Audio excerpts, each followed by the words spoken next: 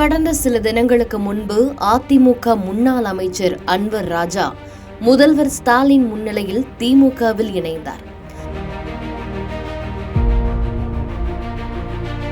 இந்த நிலையில் அதிமுக அமைப்பு செயலாளரும் முன்னாள் எம்பியுமான மைத்ரேயன் இன்று மு.க.ஸ்டாலின் முன்னிலையில் திமுகவில் இணைந்துள்ளார்.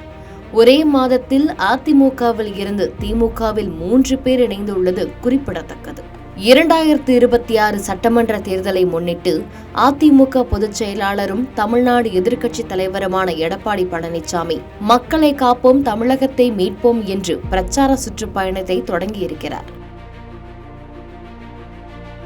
மேலும் அதிமுக கூட்டணியில் பாஜக இணைந்திருக்கும் நிலையில் பாமக, தேமுதிக உள்ளிட்ட கட்சிகளை கூட்டணிக்குள் கொண்டுவர பேச்சுவார்த்தை நடைபெற்று வருகிறது. அதே நேரத்தில் பாஜக கூட்டணியால் கட்சியில் உள்ள சில சீனியர்கள் கடும் அதிருப்தியில் இருப்பதாக சொல்லப்படுகிறது. குறிப்பாக கடந்த 2021 சட்டமன்ற தேர்தலில் பாஜக கூட்டணியால் வலுவாக இருந்த தொகுதிகளில் கூட பல முன்னாள் அமைச்சர்கள் தோல்வியை சந்தித்தனர். இதையடுத்து அதிருப்தியில் இருக்கும் அவர்கள் வேறு கட்சிகளுக்கு தாவ திட்டமிட்டு வருகின்றனர். அந்த வகையில் கடந்த சில தினங்களுக்கு முன்பு அதிமுக முன்னாள் அமைச்சரும் சிறுபான்மை தலைவர்களில் முக்கியமானவருமான அன்வர் ராஜா மிகுந்த அதிருப்தியில் இருந்தார். மேலும் சிறுபான்மை வாக்குகள் அதிமுகவுக்கு கிடைக்காது என வெளிப்படையாகவே பேசி வந்த நிலையில் கடந்த சில தினங்களுக்கு முன்பு தமிழ்நாடு முதலமைச்சர் ஸ்டாலின் தலைமையில் திமுகவில் இணைந்தார். இந்நிலையில் முன்னாள் அதிமுக அமைப்பு செயலாளரான மைத்ரேயனும் இன்று திமுக தலைமையகமான அண்ணா அறிவாலயத்தில் திமுகவில் இணைந்தார்.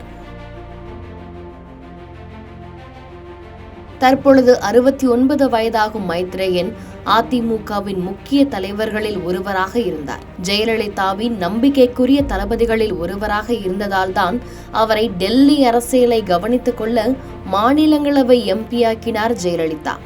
அவரின் மறைவுக்கு பிறகு எடப்பாடி பழனிசாமி மீது அதிருப்தியில் இருந்த மைத்ரேயன் பாஜகவில் இணைந்தார்.